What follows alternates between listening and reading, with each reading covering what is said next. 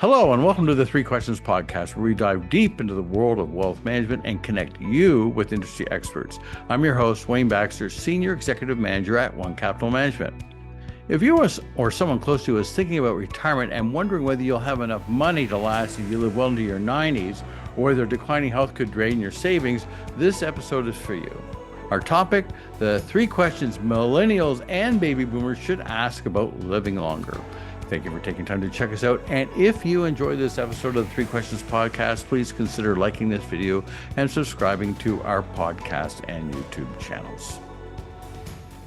For successful individuals and families, living longer isn't just about a health issue, it's a major financial issue as well.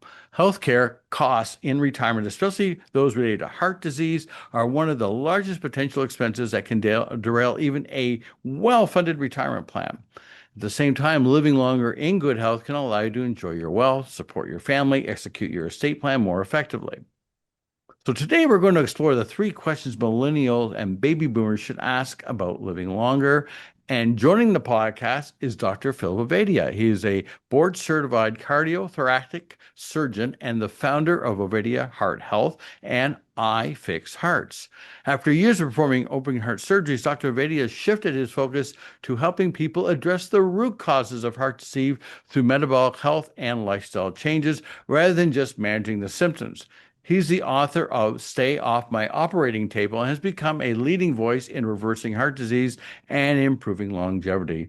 Dr. Ovadia, it's great to see you, and thank you for making time to join us today on the podcast. I know you're really busy, so appreciate you making time for us today.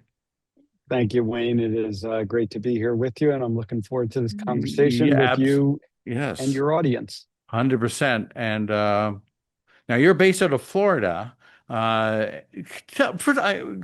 Before we get to our questions, I get a whole bunch of things I want to ask, but tell us a little bit about I Fix Hearts and all about this sort of passion that you've developed over the years of being a heart surgeon and saying, you know what, I'd like not to be able to have to do heart surgeries. I'd rather be able to keep people off the operating table.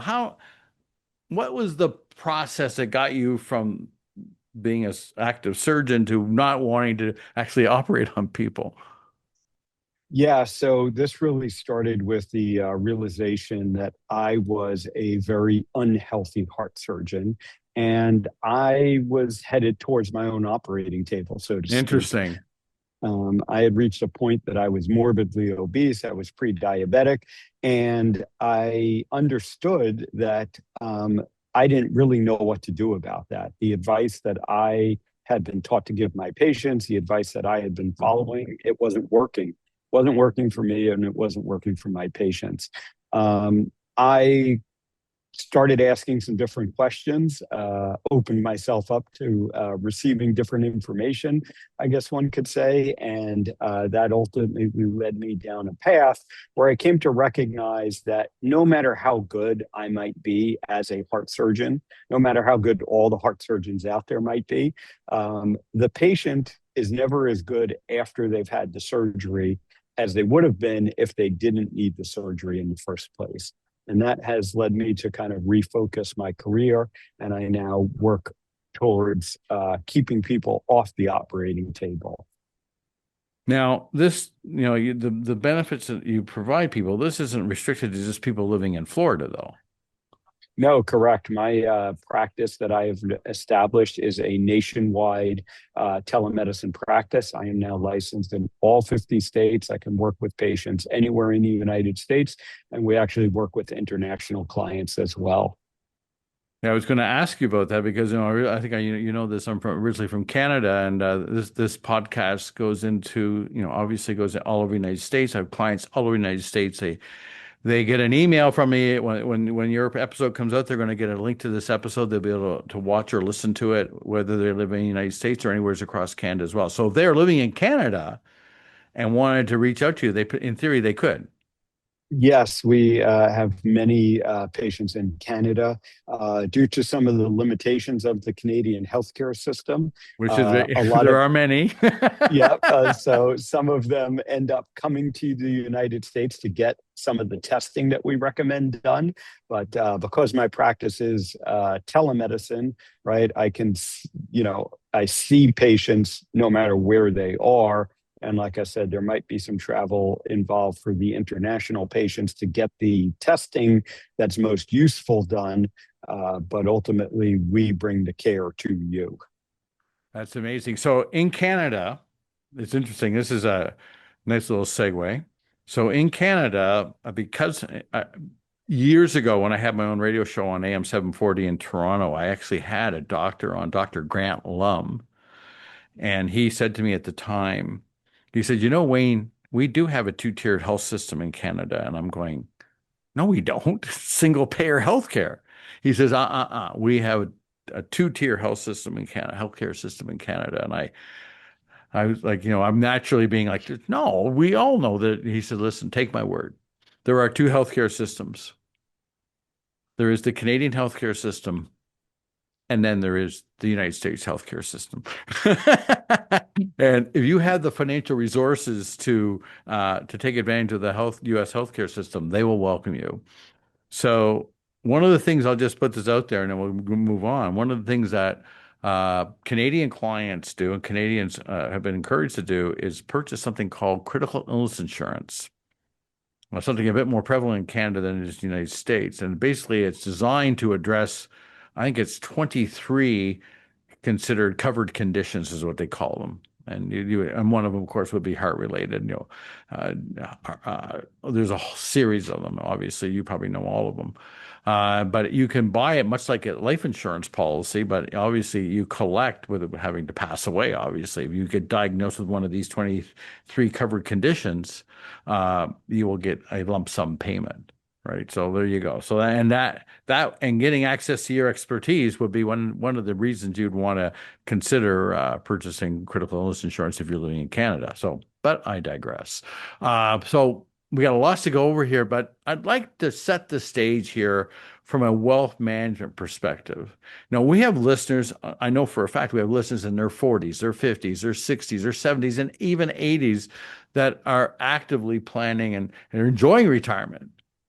And I've been saying for years and years and years, one of the biggest risks most people have is longevity risk. I've been saying this forever. The possibility of outliving your money with it, because getting sick and not dying too, right? So heart disease remains one of the leading drivers for shortened lifespans and also for very high medical costs in retirement. So how do you see the connection between metabolic health, longevity, and someone's ability to maintain a desired lifestyle in retirement? Your thoughts? Yeah, so we need to talk about the concept of health span versus lifespan, Well said. right? Because what most people fear and what does become probably the biggest financial threat to people is you might live longer, but a significant portion of that lengthened life is spent in poor health and therefore is going to be very expensive Hmm. just in terms of the cost of the healthcare. So, what people really should be aiming for is both increasing their lifespan and their health span, increasing the quality of those later years of life. And that is one of the things that metabolic health, which is at the root cause of most of the chronic diseases that we face, can help people to deliver both that increased lifespan and health span. Well, that's really helpful. And I think what it does, it gives people hope. Why don't we get right to our questions? And our topic again today is the three questions millennials and baby boomers should ask about living longer. So, Dr. Ovadia, here we go. Let's go to question number one. Here we go. During my most recent annual medical, I was diagnosed with heart disease. What is the root cause? Start off with a one right down your alley here. Yeah, so we now understand that the root cause of heart disease is what we call insulin resistance is the medical term for it, but metabolic health is kind of the broader term that I would put out there. And this is a change in thinking. right? Most of us have really for our entire lives now been told that the root cause of heart disease is cholesterol, Hmm. elevated blood cholesterol levels. Hmm. But again, we now understand that not to be true. Cholesterol is part of the process that leads to heart disease, but it is not the driving factor. It is not the true root cause. And to get to that root cause, we really need to look at things like insulin resistance, inflammation, and like I said, the broad term that I would apply to that is metabolic health. So, from a practical standpoint, if your doctor is addressing heart disease with you and they are only discussing the cholesterol, uh, you are not getting a complete picture, and you probably are going to be less than successful in ultimately, dealing with and preventing heart disease. Well, I guess I'm going to put my financial planning hat on here, if you don't mind, given that's kind of what I do with my full-time job. So, from a financial planning perspective, how much more expensive can retirement come if someone is managing heart disease versus what you discussed, which was basically the idea of managing lifespan? Yeah, so having any chronic illness, right? And heart disease is certainly at the top of the list. It is the Hmm. number one killer in the United States and worldwide. In the US, someone has a heart attack every 33 seconds, and Wow. 750,000 people are going to die of heart disease this year. So it's the one we focus on most, but understand that most of the chronic diseases that we worry about, things like diabetes, things like cancer, things like Alzheimer's disease, they are all rooted in insulin resistance and metabolic health. So that becomes the power of focusing on insulin resistance and metabolic health. And, ultimately, uh, preventing these chronic diseases, reversing these chronic diseases, that is going to have a major financial impact on, again, it's going to be spending less to take care of the problems. And it's also going to give people the ability to be productive earners for longer. So, many of us know people, right? Many people in your audience may be in the situation where they were forced to retire from work, right, because of health problems. And we can actually extend our working lives, right, which may or may not be a goal of yours, but we can also extend the time that we will have to enjoy the retirement and the quality of our life during those later years. Our topic today is the three questions millennials and baby boomers should ask about living longer. And joining us today on the Three Questions podcast is Dr. Phil Bavadia. He's a board certified cardiothoracic surgeon and founder of Bavadia Health and iFix Heart. Great conversation here, Doctor. Let's move on to question number two.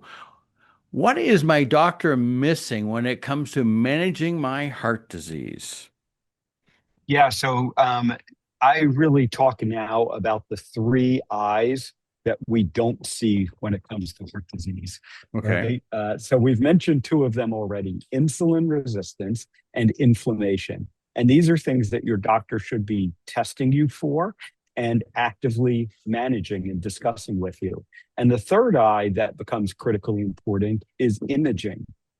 We now have the ability to see heart disease at its early stages through non invasive imaging modalities.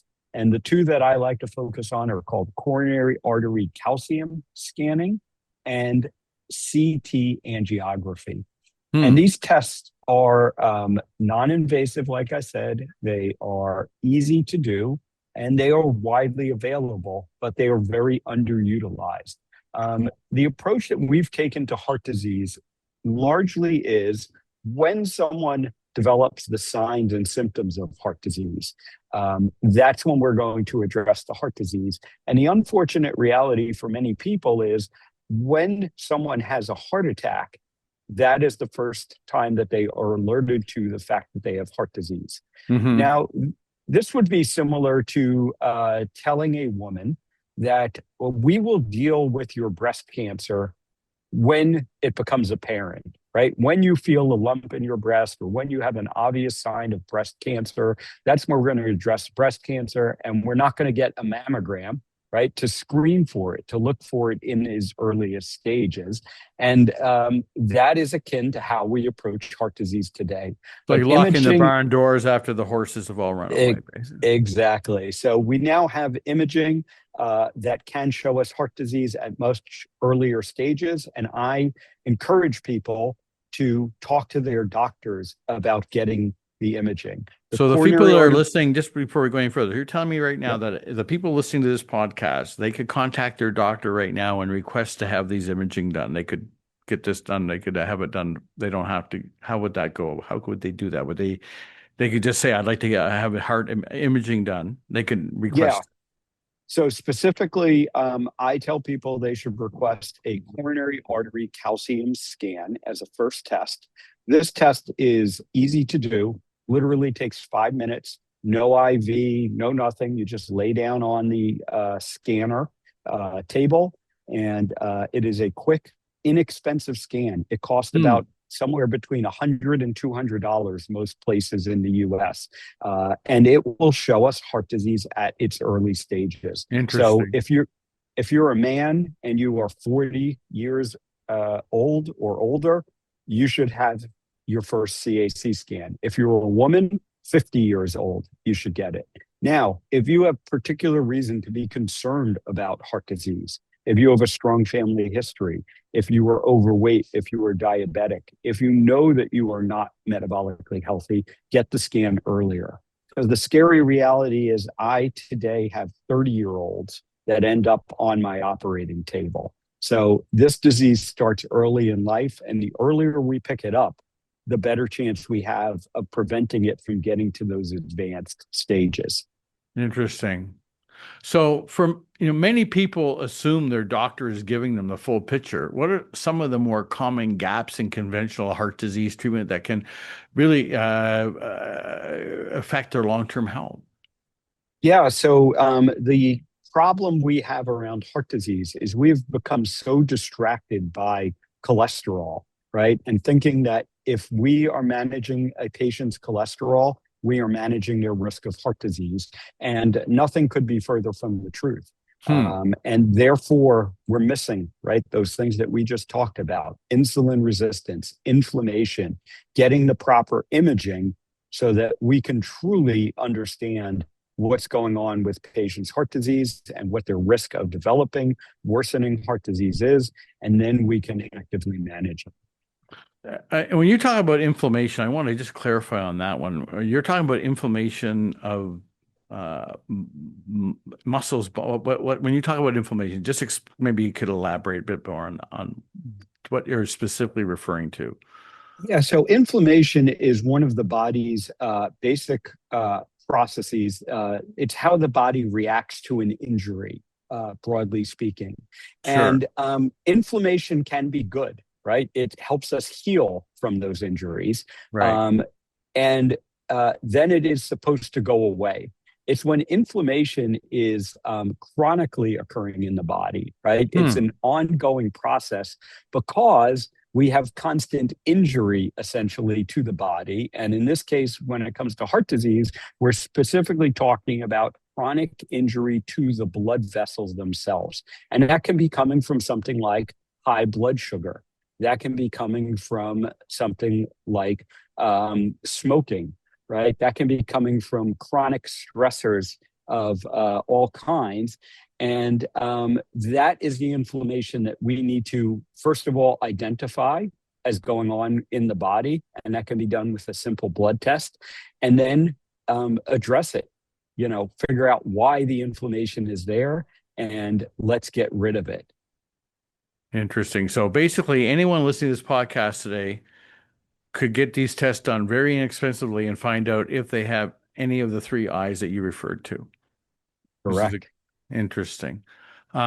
Okay, as a follow-up to that, how can addressing these gaps potentially reduce future medical expenses and quality of life? So basically, it seems to me self-explanatory, but I just want to get your take on it. What do you see as the end game here?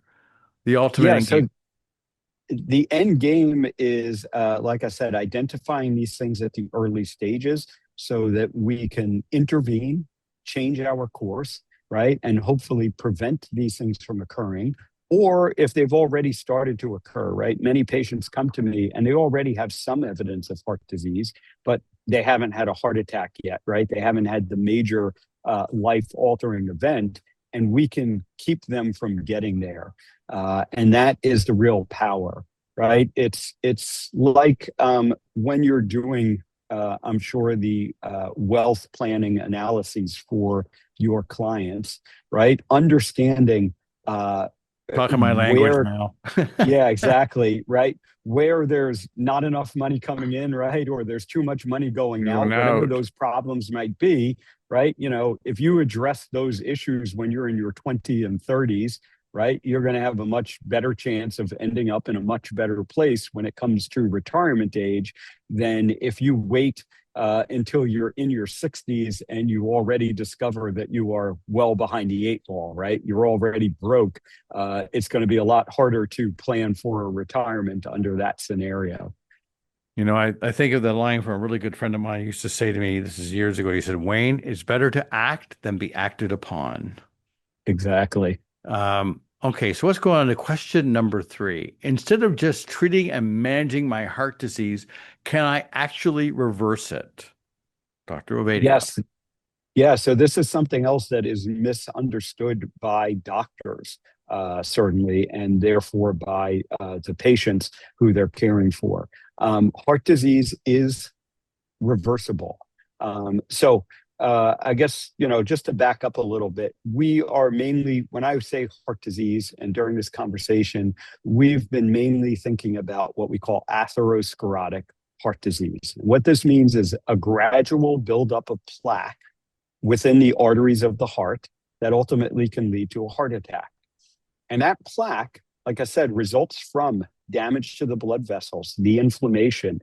And that plaque is reversible. Now, when you have large amounts of plaque, we might not be able to make it all go away, but we can get some of it to go away. And at a minimum, we can stop it from getting worse.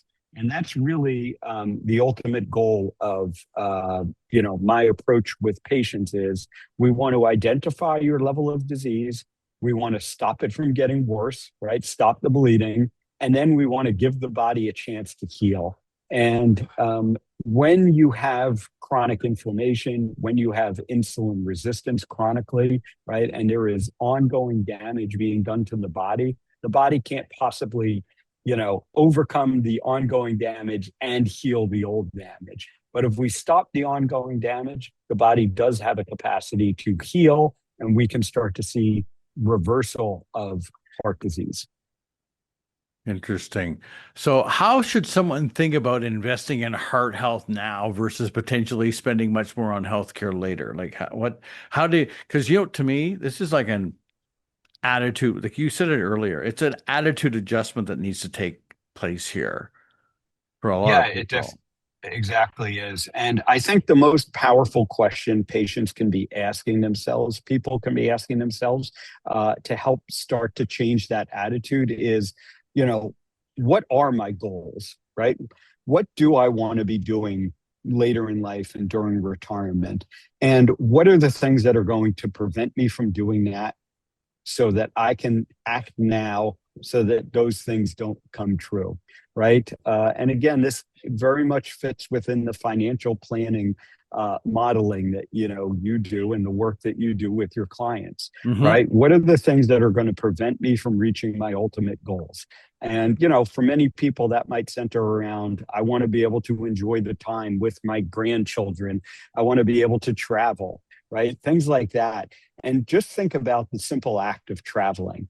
right? These days, being able to pack and lift your suitcase into the car, right? Being able to drive yourself, or maybe someone will be driving you to the airport, right? But then you have to be able to get through the airport, right? You have to be able to load As someone who your does a lot of luggage. traveling, I can identify with all these activities, by the way. Yeah, exactly. And those simple things that become much more challenging, right? And again, we see it every day. The next time you're getting on the plane, right? Look at the people around who, can't get themselves through the airport. They Yep. need the wheelchair, assistance. They need someone to, lift their luggage, their carry-on luggage, right, into the overhead bin. All of these things that become barriers to really enjoying what we want to do later in life. And again, the earlier we start, how do I get myself to not end up in that situation, the better we're going to be. Health planning very much parallels wealth planning ultimately. And I want people to understand that health is wealth, right? Health is the primary thing that is going to be necessary for you to be able to enjoy the wealth that you're building. 20 years ago, I was at a concert in San Francisco. It was a Rolling Stones concert. And the opening act was basically they were leaving, and there was like a 45-minute gap between the end of the first concert and the second one. And so we were milling around, chatting we were on it was at the baseball stadium in San Francisco. So we were milling around on the field, kind of waiting. And I ended up talking to this surgeon from Phoenix. This is back in 2004, 2005. And I Mhm. asked him, I said, what's been the biggest change? This is in 2004, I asked. What's the biggest change you've seen as a surgeon in the last 20 years? And thought, he says, I'd say the number of elective surgeries I've done on octogenarians. So the point being longevity. This is back in 2004, 2005. He was talking about longevity. The thing I talk about with clients all the time, that your biggest three financial risks that you're going to encounter are longevity, inflation, and getting sick and not dying, which is exactly what you're talking about. So for the folks who are listening today, who want to integrate longevity and healthcare planning into their overall plan, like what would you recommend for them? What would be your recommendation? Yeah, to go back to what I said earlier, right? You want to plan not just to live longer, but to live healthier. And the Is there a main, practical step they could take? What would you say would it be? yeah, so, the practical step is figure out today, am I insulin resistant, right? Talk to your doctor about getting the testing done to determine that.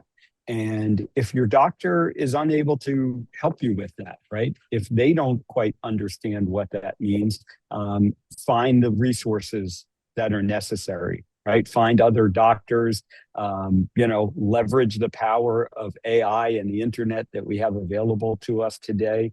This is something that you, as the patient, as the person, are empowered to do. This isn't something that you should wait around for your doctor to do for you. Be proactive about this. And again, for your clients, right, the same proactive approach they are taking to their wealth planning needs to be applied to their health planning as well. Health is wealth. Great motto. So is act or be acted upon too. I would also put that right up there.